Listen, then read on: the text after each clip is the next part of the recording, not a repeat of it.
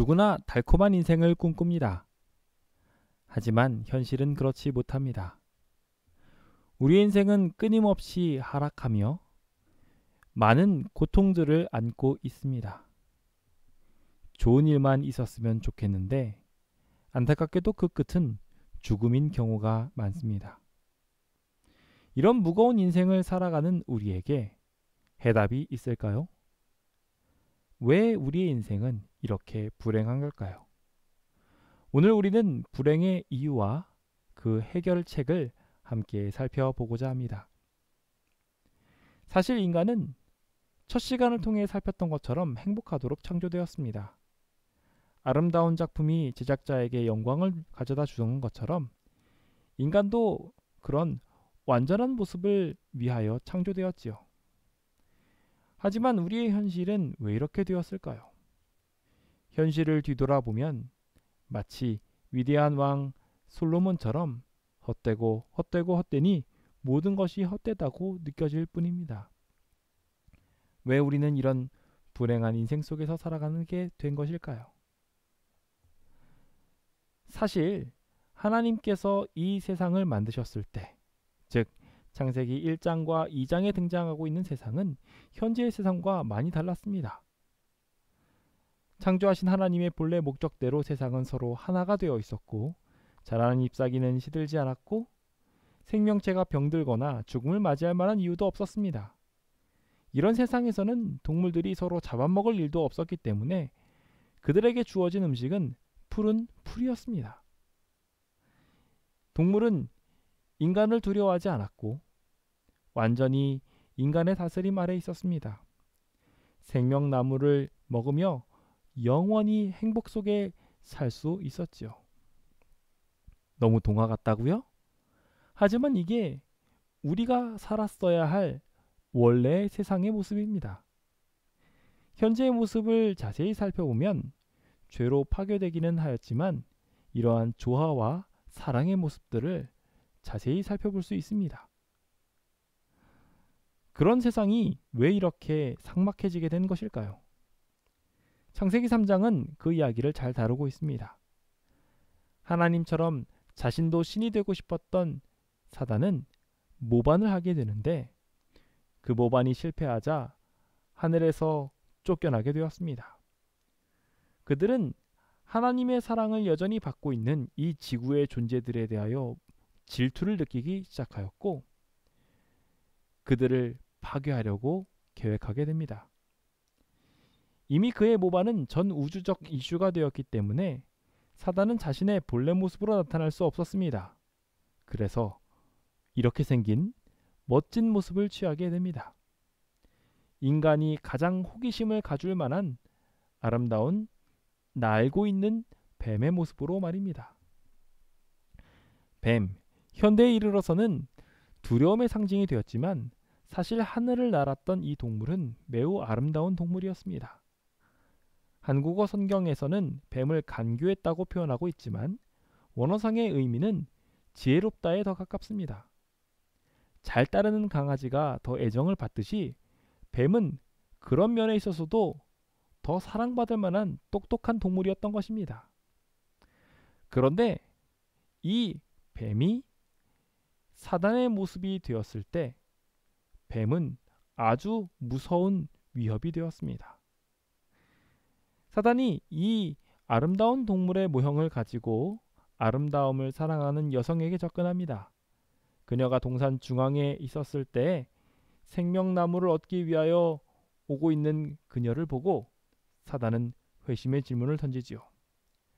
하나님이 참으로 너희에게 동산 모든 나무의 열매를 먹지 말라 하시더냐? 사실 이 질문을 듣고 하와는 몹시 놀랐습니다. 뱀이 말을 한 것도 놀라웠지만 동시에 그 내용이 왜라는 질문을 가져왔기 때문이었습니다. 선악을 알게 하는 나무만은 먹지 못하게 하셨던 선언을 그녀는 의심하지 않았습니다. 앞서 나눈 것처럼 질문은 건전한 것입니다. 그녀에게 이 질문이 생겼을 때 그녀가 올바른 가르침을 받았다면 그녀는 안전했을 것입니다. 동시에 미리 이 질문에 대하여 답을 구했다면 더 안전했을 것입니다. 하지만 안타깝게도 그녀는 이 질문을 그녀만의 방식으로 풀려고 생각합니다. 사실 이 질문은 우리가 조금만 더 주의를 기울였다면 성경 속에서 그 질문을 미리 있었음을 발견할 수 있습니다. 먹는 날에는 반드시 죽으리라 하셨던 하나님의 말씀은 이미 그녀에게 주어졌었고 그 당시에 그녀가 질문할 수 있었기 때문입니다. 하나님은 왜 이런 세상에 아름다움만 두시지 않고 선악과를 두셨을까요? 우리가 완전했던 당시의 세상으로 돌아가 보아 그 질문을 던져본다면 어떤 답이 우리에게 주어질까요? 지금 이 시간에는 함께 먼저 그 문제를 생각해 보며 주님께서 왜 이러한 선악과를 두셨던 것인지 함께 잠시 생각해 보려고 합니다. 온 세상을 창조하신 하나님께서는 모든 세상을 자신의 섭리 아래 두셨습니다. 즉 하나님의 손길이 닿지 않은 곳은 어디에도 없었던 것입니다. 천지에 충만하셨던 하나님은 어느 곳에나 자신의 손길을 뻗치고 계셨고 이 세상의 어떠한 존재도 하나님의 생명의 기운 없이는 존재할 수 없었기 때문에 이 모든 세상에는 하나님의 능력이 가득해 있었습니다. 이런 세상에서 살아가면서 하나님의 관계와 조금 불편한 일이 생기게 된다면 어떻게 될까요? 하나님과 관계가 틀어지면 그들은 어디로 숨어야 합니까? 인간은 어디를 가나 하나님의 손길을 느끼며 싫어하는 존재인 하나님을 계속 느끼게 될 것입니다. 그것이 얼마나 큰 고통일까요? 하나님께서는 그것을 잘 아셨고 인간을 너무 사랑하셨습니다. 그래서 만약 그들이 하나님의 손길을 떠나고자 한다면 언제든지 떠날 수 있는 권한을 그들에게 허락하셨는데 그것이 바로 선악과였고 선악과를 통한 죽음을 맞는 것이었습니다. 죽음은 완전한 무로 돌아가는 것이었습니다. 그렇게 해주는 것이 선악과였고 하나님께서는 그것을 통하여 내가 너희를 이만큼이나 사랑한단다 라고 말씀하셨던 도구였습니다. 당연히 이 완전한 세상에서 하나님께서는 인간과 영원히 완전한 삶을 누리고 싶으셨습니다. 사단은 이 부분을 파고 들어가 하나님의 가르침을 의심하게 만듭니다. 너희가 결코 죽지 아니하리라. 너희가 그것을 먹는 날에는 너희 눈이 밝아져 하나님과 같이 되어 선악을 알 줄을 하나님이 아심이니라. 생각을 해보세요. 하나님처럼 된다니요. 너무 멋지지 않나요? 말씀으로 세상을 창조하셨듯이 램프의 지니처럼 펑펑 뭐든지 만들어낼 수 있다면 정말 신이 날 것 같습니다. 게다가 참 교묘하게 사단이 이 선언 속에 하나님을 불공평한 분으로 묘사해 두었기 때문에 하와는 벌써부터 마음이 흔들리기 시작합니다. 하와는 사단의 속삭임에 귀 기울였고 하나님께 새로 생긴 더 깊은 질문을 가져가지 않았습니다. 이때부터 그녀는 심각한 오류에 빠져 인생을 망가뜨리기 시작합니다. 바로 이기심이라는 심각한 질병을 앓으면서 말입니다. 먹음직도 하고 보암직도 하고 탐스럽기도 했던 그 나무를 바라보며 하나님이 되고 싶은 욕망을 품었던 것이죠. 하늘나라는 서로를 자신과 같이 사랑하며 아끼는 사랑하는 하나님의 법칙대로 사랑의 조화를 이루고 있었는데 이기심의 질병을 가진 이 여인은 세상에 파괴를 가져올 만한 위협 요소가 되기 시작합니다. 그녀는 자신이 하나님이 되고 싶었고 먹고 싶은 욕심, 아름답고 싶은 욕심, 지혜롭게 되고 싶은 욕심에 빠져 하나님을 지워버렸습니다. 하나님으로부터 단절을 선언했고 죽음을 각오하고 이 세상에 도전장을 던졌던 것입니다. 사실 선악과에 독이 있어서 인간을 죽게 하는 것은 아니었습니다. 선악과는 하나님을 떠나겠다는 결심의 표현이었으며 하나님께서는 그들이 원하는 대로 해주실 수 있는 스위치를 그들에게 전달한 것이었습니다. 하지만 이 상황을 하와는 악용합니다. 선악과를 먹고도 죽지 않는 자신을 보면서 자신 안에 하나님과의 연결이 끊어지고도 살아있는 것에 고향감을 가지기 시작합니다. 그리고 자신의 사랑 아담에게로 갑니다. 자신의 가족을 사랑하는 것도 좋지만 이것은 집단 이기주의였습니다. 아담은 이것을 보고 슬퍼합니다. 하나님의 영광과 멀어진 그녀를 잃을 바에는 자기도 같은 길을 가겠다고 결심하지요.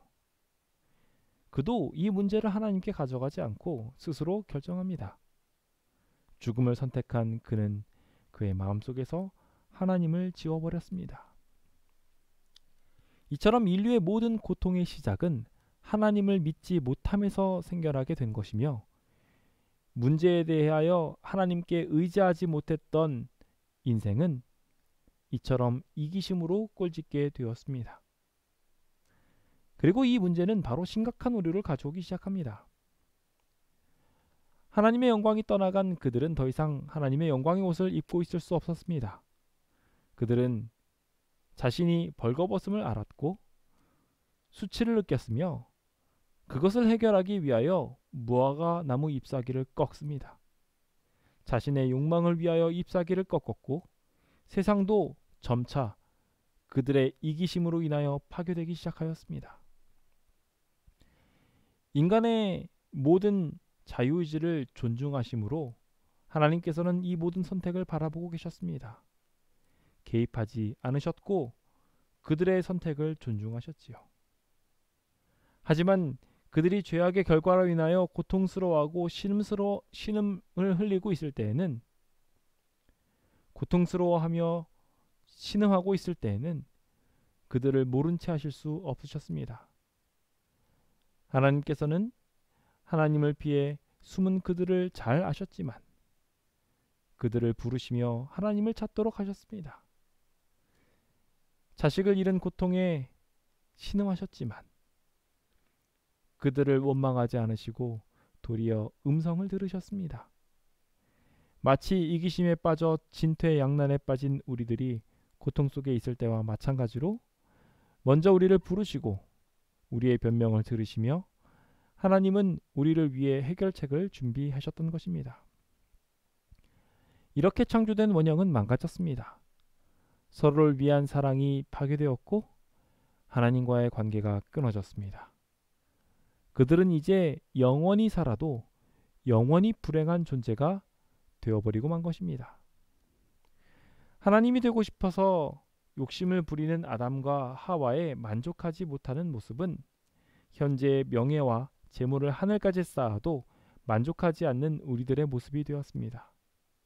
하나님을 떠나는 순간 인간의 무한한 자기 욕심을 채우기 위해 다른 사람을 상처 주며 인생 내내 자기 자신을 선택하게 될 것이었고 불행해지며 결국 하나님의 말씀대로 스스로를 파괴하게 될 것이었습니다. 자, 여기서 하나님은 중대한 딜레마를 겪게 되십니다. 아담과 하와는 사실 죽기 위해서 선악과를 먹은 것이 아니라 잘못된 방향이긴 하지만 하나님처럼 되고 싶어서 먹었습니다. 속이는 자 사단에 의해 금단의 열매를 먹은 이 가족은 어떻게 보면 사단의 피해자였던 것입니다. 하지만 만약에 하나님께서 선악과를 먹었음에도 그들을 죽도록 허락하지 않으신다면 온 우주에는 더 큰 문제가 발생하게 됩니다. 주님께서는 분명히 선악과를 통하여 하나님의 손에서 벗어나 죽을 수 있는 자유가 주어졌노라고 선언하셨습니다.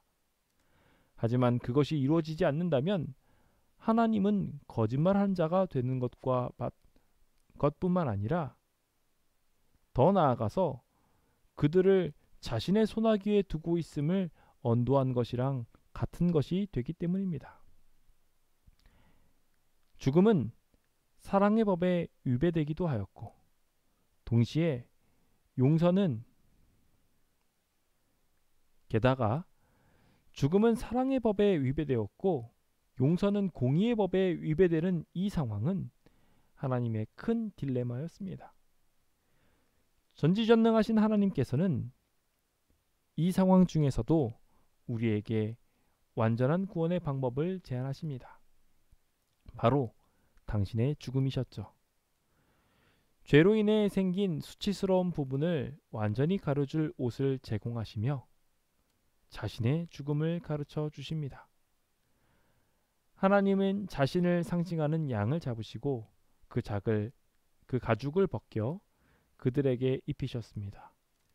이로써 영원한 죽음이라는 값을 창조주이신 하나님께서 짊어지시고 믿음으로 구원을 바라는 사람들에게 하나님과 같은 형상을 다시 입혀 그들의 부끄러움을 해결하셨던 것입니다. 창조 당시 주셨던 완전한 하나님의 옷이 희생을 통하여 덧입혀지는 것을 통해 그들은 본래 창조의 목적을 떠올리고 다시 사랑하며 살아갈 힘을 얻게 되었습니다. 운명지어진 불행은 이제 창조주의 사랑으로 사라지게 될 것이며 그들은 구원을 얻게 될 것이었습니다. 이것을 약속하신 말씀이 창세기 3장 15절에 있는 말씀입니다. 사단의 세력을 뜻하는 뱀의 머리를 밟아버림으로 그들의 모든 고통을 해결하실 것이라는 위대한 선언이었죠. 하지만 세상은 이미 이기심으로 파괴되어 있습니다. 우리는 이 불행한 세상에 놓이게 되었습니다. 주님께서 구원의 계획을 세우셨지만 이 땅은 새로운 재편이 필요했던 것입니다. 이기심으로 파괴된 세상을 고치기 위하여, 죄의 결과로 들어온 죽음을 해결하기 위하여, 병마의 고통을 뿌리 뽑기 위하여, 더 나아가 죄라는 곳에서 하나님을 바라보게 하기 위하여 주님께서는 생태계를 정립하셨고 먹이 사슬 피라미드를 만드셨으며 인간의 마음을 하늘로 향하게 하셨습니다. 나태를 극복하게 하기 위하여 가시덤불이, 죄악을 방비하기 위하여 엉겅퀴가 자리 잡았고 생명의 무게를 잉태의 고통을 통하여, 유혹의 방벽을 남편의 그늘을 통하여 얻도록 계획하셨습니다.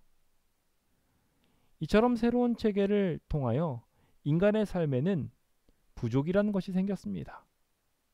어쩌면 고통으로 느껴질 수도 있는 이 순간들을 통하여 하나님께서는 세상의 질서를 잡으셨고 동시에 하나님을 바라볼 수 있도록 하였습니다. 인간은 고통받는 자신의 모습과 사라져가는 생기들을 바라보며 생명의 근원이신 하나님을 소망하게 되었습니다. 스스로 이대로 살아가면 고통에 고통을 이어갈 수밖에 없음을 이 세상을 통하여 경험하며 계속해서 하나님께 소망을 품게 하였던 것입니다. 인간은 그렇게 살아가며 하나님을 향하여 도움을 요청합니다. 고통받으며 불행해하며 신음소리를 통하여 하나님을 찾습니다. 하나님은 그때마다 그 도움의 요청에 응하실 것입니다. 그리고 우리를 구원하실 것입니다. 오늘 우리는 고통에 대하여 생각해 보았습니다. 불행에 대하여 생각해 보았습니다. 하지만 하나님께서는 그 불행보다도 더 큰 사랑을 가지고 계셨습니다. 우리를 사랑하기 위하여 오신 위대하신 하나님께서는 우리의 고통을 그대로 내버려 두지 않고 해결하기 원하십니다. 이제 우리의 삶은 하나님을 믿음으로 행복을 향하여 갈 수 있게 되었습니다. 이 해답이 여러분들의 모든 현재의 고통을 해결하며 앞으로 있을 소망으로 즐겁게 하기를 기대해 봅니다.